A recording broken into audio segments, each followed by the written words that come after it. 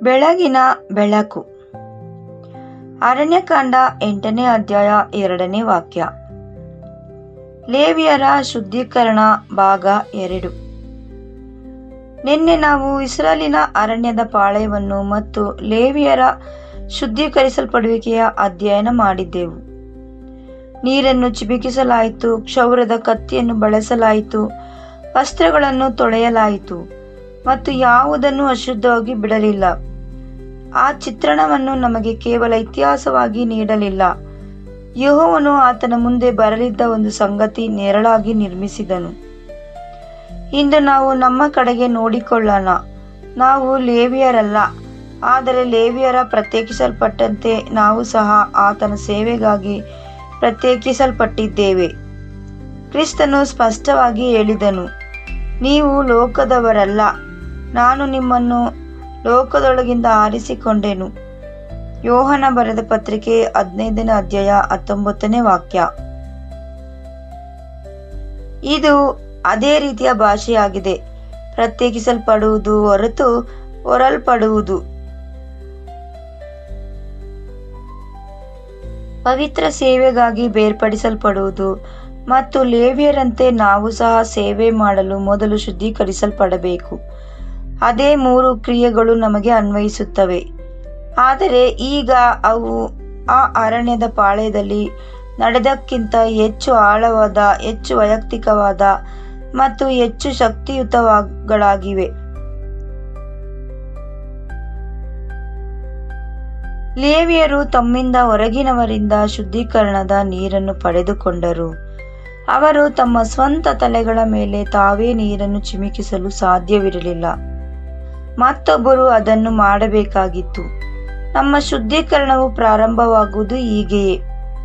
ದೇವರ ವಾಕ್ಯವು ನಮಗೆ ಸತ್ಯವೇದದ ಮೂಲಕ, ಕ್ರಿಸ್ತನ ಬೋಧನೆಗಳ ಮೂಲಕ ಬರುತ್ತದೆ ಮತ್ತು ನಾವು ನಮ್ಮನ್ನು ಎಂದಿಗೂ ತೊಳೆಯಲಾರದ ರೀತಿಯಲ್ಲಿ ಅದನ್ನು ನಮ್ಮನ್ನು ತೊಳೆಯುತ್ತದೆ.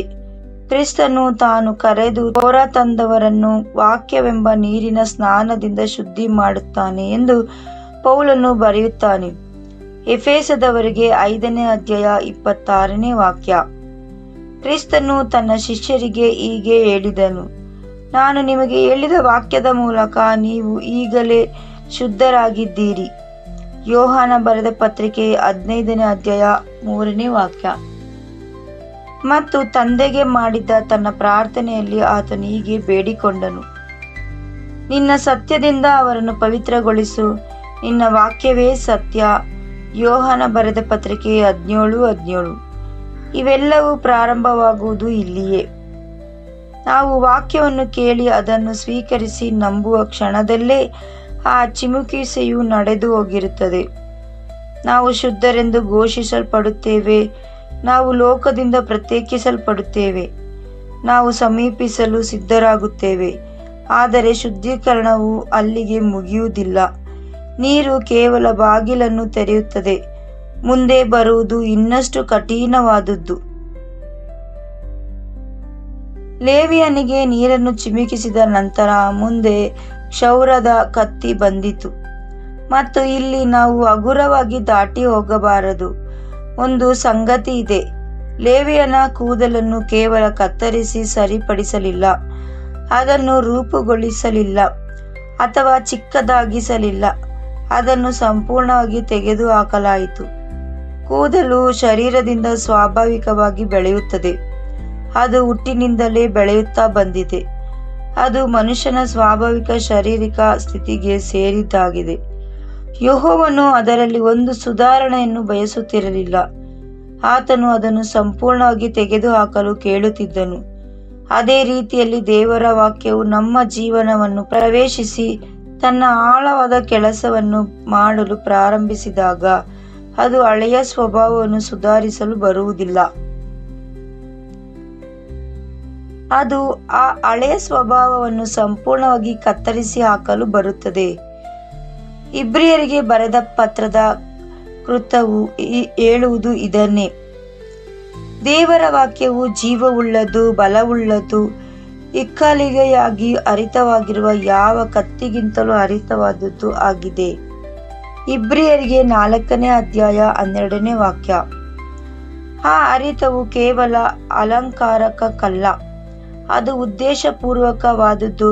ಕ್ಷೌರದ ಕತ್ತಿಯಂತೆ ಹರಿತವಾಗಿರುವ ಆ ವಾಕ್ಯವು ನಮ್ಮಲ್ಲಿ ಗರ್ವವು ಬೇರೂರಿರುವ ಸ್ಥಳಗಳನ್ನು ಕತ್ತರಿಸುತ್ತದೆ.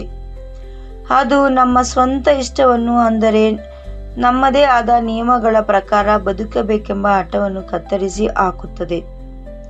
ನಾವು ಆ ಕರೆಯನ್ನು ಮೊದಲು ಸ್ವೀಕರಿಸಿದಾಗ ನಮ್ಮೊಂದಿಗೆ ಹೊತ್ತು ತಂದಿದ್ದ ಶಾರೀರಿಕ ಆಶೆಗಳನ್ನು ಮತ್ತು ಹಳೆಯ ಹವ್ಯಾಸಗಳನ್ನು ಅದು ಬಯಲು ಮಾಡುತ್ತದೆ. ಪೌಲನು ಈ ಕೆಲಸವನ್ನು ಬಹಳ ಸ್ಪಷ್ಟವಾಗಿ ಹೆಸರಿಸುತ್ತಾನೆ. ನಿಮ್ಮ ಮುಂಚಿನ ನಡತೆಗೆ ಸಂಬಂಧಪಟ್ಟ ಹಳೆಯ ಮನುಷ್ಯನನ್ನು ತೆಗೆದುಹಾಕಿರಿ. ಎಫೆಸದವರಿಗೆ 4ನೇ ಅಧ್ಯಾಯ 22ನೇ ವಾಕ್ಯ. ಮತ್ತು ಮತ್ತೊಮ್ಮೆ ನಮ್ಮ ಹಳೆಯ ಮನುಷ್ಯನನ್ನು ಆತನೊಂದಿಗೆ ಶಿಲುಬೆಗೆ ಹಾಕಲ್ಪಟ್ಟಿದ್ದಾನೆ.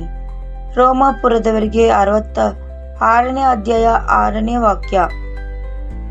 ಹಳೆಯ ಮನುಷ್ಯನನ್ನು ಕೇವಲ ನವೀನವಾಗಿ ಕಾಣುವಂತೆ ಮಾಡುವುದು ಯೆಹೋವನ ಕೆಲಸವಲ್ಲ. ಹಳೆಯ ಮನುಷ್ಯನನ್ನು ತೊಲಗಲೇಬೇಕು. ಇದರರ್ಥ ವಾಕ್ಯವು ನಮ್ಮನ್ನು ಒಪ್ಪಿಸಿಕೊಳ್ಳುವಂತೆ ಮಾಡುವಾಗ ಪ್ರತಿಷ್ಠಾಪಿತ ಜೀವನಕ್ಕೆ ಸೇರಿದ ಯಾವನಾದರೂ ನಮ್ಮಲ್ಲಿ ಅದು ತೋರಿಸಿದಾಗ ಅದಕ್ಕೆ ಸರಿಯಾದ ಪ್ರತಿಕ್ರಿಯೆ ಎಂದರೆ ವಾದಿಸುವುದಾಗಲಿ ಅಥವಾ ಚೌಕಸಿ ಮಾಡೋದಾಗಲಿ ಅಲ್ಲ. ನಾವು ಅದನ್ನು ಕತ್ತರಿಸಲು ಬಿಡಬೇಕು. ನಾವು ಆ ಕ್ಷೌರದ ಕತ್ತಿಯ ಕೆಳಗೆ ಅಲುಗಾಡದೆ ಸ್ಥಿರವಾಗಿರಬೇಕು. ನೂತನ ಸೃಷ್ಟಿಯು ರೂಪುಗೊಳ್ಳುವುದು ಹೀಗೆಯೇ. ಲೇವಿಯನಿಗೆ ನೀರನ್ನು ಚಿಮುಕಿಸಿ ಕ್ಷೌರ ಮಾಡಿದ ನಂತರ ಅವನ ವಸ್ತ್ರಗಳನ್ನು ತೊಳೆಯಲಾಯಿತು. ಈ ಕ್ರಮವು ಬಹಳ ಮುಖ್ಯವಾಗಿದೆ. ಆಂತರಿಕ ಶುದ್ಧೀಕರಣವು ಮೊದಲು ಬಂದಿತು, ಬಾಹ್ಯವಾದುದು ಅದನ್ನು ಅನುಸರಿಸಿತು. ನ್ಯಾಯ ಪ್ರಮಾಣದಲ್ಲಿ ವಸ್ತ್ರಗಳು ನಡತೆಯನ್ನು, ಅಂದರೆ ಇತರರು ನೋಡುವ ಬಾಹ್ಯವಾದ ದೈನಂದಿನ ಜೀವನವನ್ನು ಸೂಚಿಸುತ್ತದೆ. ಪ್ರಸಂಗಿಯು ಇದನ್ನು ಸರಳವಾಗಿ ಹೇಳುತ್ತದೆ: ನಿನ್ನ ವಸ್ತ್ರಗಳು ಯಾವಾಗಲೂ ಬಿಳಿಯಾಗಿರಲಿ. ಒಬ್ಬ ಮನುಷ್ಯನ ವಸ್ತ್ರಗಳು ಅವನು ಎಲ್ಲಿದ್ದನು ಮತ್ತು ಹೇಗೆ ಬದುಕಿದನು ಎಂಬುದರ ಕುರಿತು ನಿಮಗೆ ತಿಳಿಸುತ್ತವೆ. ನೂತನ ಸೃಷ್ಟಿಗೆ ತೊಳೆದ ವಸ್ತ್ರಗಳು ಯೆಹೋವನ ಮುಖದ ಮುಂದೆಯೂ ಮತ್ತು ಮನುಷ್ಯರ ಮುಂದೆಯೂ ನಡೆಸುವ ಒಂದು ನಡಿಗೆಯನ್ನು ಪ್ರತಿನಿಧಿಸುತ್ತದೆ. ಅದು ಒಳಗಡೆ ಈಗಾಗಲೇ ನೀರು ಮತ್ತು ಕ್ಷೌರದ ಕತ್ತಿ ಮಾಡಿರುವ ಕೆಲಸವನ್ನು, ಆ ಕ್ಷೌರದ ಕತ್ತಿಯು ತನ್ನ ಕತ್ತರಿಸುವ ಕೆಲಸವನ್ನು ಮಾಡಿದ್ದಾರೆ. ಅದು ಹೊರಗೆ ಕಾಣಿಸುತ್ತದೆ, ಅದು ಅಡಗಿರಲು ಸಾಧ್ಯವಿಲ್ಲ. ಯೋಹಾನನು ಬರೆಯುತ್ತಾನೆ, ಆತನು ಬೆಳಕಿನಂತೆಯೂ ನಾವು ಬೆಳಕಿನಲ್ಲಿ ನಡೆದರೆ ಒಬ್ಬರಿಗೊಬ್ಬರು ಸಹಭಾಗಿತ್ವ ಉಳ್ಳವರಾಗಿದ್ದೇವೆ ಮತ್ತು ಆತನ ಕುಮಾರನಾದ ಯೇಸು ಕ್ರಿಸ್ತನ ರಕ್ತವು ನಮ್ಮನ್ನು ಎಲ್ಲಾ ಪಾಪಗಳಿಂದ ಶುದ್ಧಿ ಮಾಡುತ್ತದೆ. 1 ಯೋಹಾನ 1ನೇ ಅಧ್ಯಾಯ 7ನೇ ವಾಕ್ಯ. ಗಮನಿಸಿ, ಶುದ್ಧೀಕರಣ ಮತ್ತು ಎರಡನ್ನಡಿಗೂ ಒಟ್ಟಿಗೆ ಸಾಗುತ್ತವೆ. ಯೆಶಾಯನು ಕರೆಯುತ್ತಾನೆ, ನಿಮ್ಮನ್ನು ತೊಳೆದುಕೊಳ್ಳಿರಿ, ನಿಮ್ಮನ್ನು ಶುದ್ಧ ಮಾಡಿಕೊಳ್ಳಿರಿ. ಪೌಲನು ಇದನ್ನು ಇನ್ನೂ ನೇರವಾಗಿ ಹೇಳುತ್ತಾನೆ, ಪ್ರಭುವಾದ ಯೇಸು ಕ್ರಿಸ್ತನನ್ನು ಧರಿಸಿಕೊಳ್ಳಿರಿ. ರೋಮಾಪುರದವರಿಗೆ 13ನೇ ಅಧ್ಯಾಯ 14ನೇ ವಾಕ್ಯ. ನೂತನ ಸೃಷ್ಟಿಯ ವಿಶ್ವಾಸಿಗಳಾದ ನಮ್ಮ ವಸ್ತ್ರಗಳು ದೈನಂದಿನ ಜೀವನದಲ್ಲಿ ಧರಿಸುವ ಮೆಸ್ಸಿಯನ ಗುಣಲಕ್ಷಣಗಳಾಗಿವೆ. ಅಂದರೆ ನಾವು ಹೇಗೆ ಮಾತನಾಡುತ್ತೇವೆ, ಸಹೋದರರನ್ನು ಹೇಗೆ ನಡೆಸಿಕೊಳ್ಳುತ್ತೇವೆ, ಒತ್ತಡದ ಸಮಯದಲ್ಲಿ ಹೇಗೆ ಪ್ರತಿಕ್ರಿಯಿಸುತ್ತೇವೆ, ಲೋಕವು ನಮಗೆ ನೀಡುವುದನ್ನು ಹೇಗೆ ನಿಭಾಯಿಸುತ್ತೇವೆ ಎಂಬುದರಲ್ಲಿ ಅದು ಕಾಣಿಸುತ್ತದೆ. ಶುದ್ಧವಾದ ವಸ್ತ್ರಗಳು ಕೇವಲ ಒಂದು ಪ್ರದರ್ಶನವಲ್ಲ, ಅವು ನೀರು ಮತ್ತು ಕ್ಷೌರದ ಕತ್ತಿಯ ಅನುಭವದ ಮೂಲಕ ನಿಜವಾಗಿಯೂ ಹಾದು ಬಂದಿರುವ ಒಬ್ಬ ವ್ಯಕ್ತಿಯ ಸ್ವಾಭಾವಿಕ ಬಾಹ್ಯ ಪುರಗಳಾಗಿವೆ. ಹೀಗೆ ಆ 3 ಕ್ರಿಯೆಗಳು ಒಟ್ಟಾಗಿ ಒಂದು ಸಂಪೂರ್ಣವಾದ ಮುರಿಯದ ಕೆಲಸವಾಗಿ ಹರಿಯುತ್ತದೆ. ವಾಕ್ಯವು ಬಂದು ತೊಳೆಯುತ್ತದೆ ಮತ್ತು ಅದನ್ನು ಸ್ವೀಕರಿಸುತ್ತೇವೆ. ಅದೇ ವಾಕ್ಯವು ಹರಿತವಾಗಿಯೂ ಬಲವುಳ್ಳದಾಗಿಯೂ ಇರುತ್ತಾ ಹಳೆಯ ಸ್ವಭಾವವನ್ನು ಕತ್ತರಿಸಿ ಹಾಕಲು ಪ್ರಾರಂಭಿಸುತ್ತದೆ ಮತ್ತು ನಾವು ಅದಕ್ಕೆ ಶರಣಾಗುತ್ತೇವೆ ಮತ್ತು ಹಳೆಯದು ಹೊರಟು ಹೋದಂತೆ ಹೊಸದು ನಮ್ಮ ಬದುಕು ರೀತಿಯಲ್ಲಿ ಕಾಣಿಸಿಕೊಳ್ಳಲು ಪ್ರಾರಂಭಿಸುತ್ತದೆ ಮತ್ತು ವಸ್ತ್ರಗಳು ಶುದ್ಧವಾಗುತ್ತವೆ. ನೂತನ ಸೃಷ್ಟಿಯ ಪ್ರತಿಷ್ಠಾಪಿಸುವ ಯೆಹೋವನ ಮಾರ್ಗ ಇದೇ ಆಗಿದೆ. ಇದು ಅರಣ್ಯದಲ್ಲಿ ಒಂದೇ ಒಂದು ಬಾರಿ ನಡೆಸಿದ ಆಚರಣೆಯಲ್ಲ, ಬದಲಾಗಿ ಪ್ರತಿದಿನದ ನಿರಂತರವಾದ ಆಳವಾಗುವ ಕೆಲಸವಾಗಿದೆ. ಇದೇ 3 ಕ್ರಿಯೆಗಳು ನಮ್ಮ ಜೀವನದುದ್ದಕ್ಕೂ ಸಾಗುತ್ತಾ ನಾವು ಸಂಪೂರ್ಣವಾಗಿ ಪ್ರತ್ಯೇಕಿಸಲ್ಪಟ್ಟು ಮತ್ತು ಸಿದ್ಧರಾಗಿ ಆತನ ಮುಂದೆ ನಿಲ್ಲುವ ದಿನಗಳವರೆಗೂ ಮುಂದುವರಿಯುತ್ತೇವೆ. ಪ್ರಾರ್ಥನೆ. ಯೆಹೋವನೇ, ನಮ್ಮ ತಂದೆಯೇ, ನಮ್ಮನ್ನು ನಾವು ಶುದ್ಧೀಕರಿಸಿಕೊಳ್ಳಲು ನೀನು ನಮ್ಮನ್ನು ಬಿಡಲಿಲ್ಲ ಎಂಬುದಕ್ಕಾಗಿ ನಿನಗೆ ವಂದಿಸುತ್ತೇವೆ. ನೀನು ನಿನ್ನ ವಾಕ್ಯವನ್ನು ಕಳುಹಿಸಿದೆ ಮತ್ತು ಅದು ನಮ್ಮನ್ನು ಹುಡುಕಿ ತೊಳೆದು ಹೊರಗೆ ಕರೆತಂದಿತು. ಈಗ ಆ ಕ್ಷೌರದ ಕತ್ತಿಯ ಕೆಳಗೆ ಸ್ಥಿರವಾಗಿ ನಿಲ್ಲಲು ನಮಗೆ ಧೈರ್ಯವನ್ನು ನೀಡು ಎಂದು ಬೇಡುತ್ತೇವೆ. ಕೇವಲ ಕತ್ತರಿಸಿ ಸರಿಪಡಿಸುವುದರಿಂದ ಸಾಧ್ಯವಾಗದ ಕೆಲಸವನ್ನು ವಾಕ್ಯವು ಮಾಡಲಿ. ಅದು ಹಳೆಯ ಸ್ವಭಾವವನ್ನು ಸಂಪೂರ್ಣವಾಗಿ ತೆಗೆದುಹಾಕಲಿ. ಗರ್ವವು ಇನ್ನೂ ಬೆಳೆಯುತ್ತಿರುವ ಆ ಭಾಗಗಳನ್ನು ಕತ್ತರಿಸಿ ಹಾಕು. ಸ್ವಂತ ಇಷ್ಟವು ಇನ್ನೂ ಹಿಡಿದುಕೊಂಡಿರುವಷ್ಟರಲ್ಲಿ ಅದನ್ನು ಮುರಿದು ಮುಕ್ತಗೊಳಿಸು.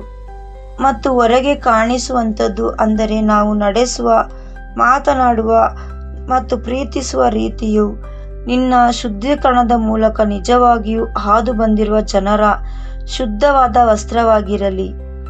ನೀನು ನಮ್ಮ ಮುಂದೆ ಇಟ್ಟಿರುವ ಸೇವೆಗಾಗಿ ನಮ್ಮನ್ನು ಸಿದ್ಧಪಡಿಸು. ನನ್ನ ಮನೆವೇ ಯೆಹೋವನನ್ನು ಕೊಂಡಾಡು. ಆತನು ಮಾಡಿದ ಉಪಕಾರಗಳಲ್ಲಿ ಒಂದನ್ನೂ ಮರೆಯಬೇಡ.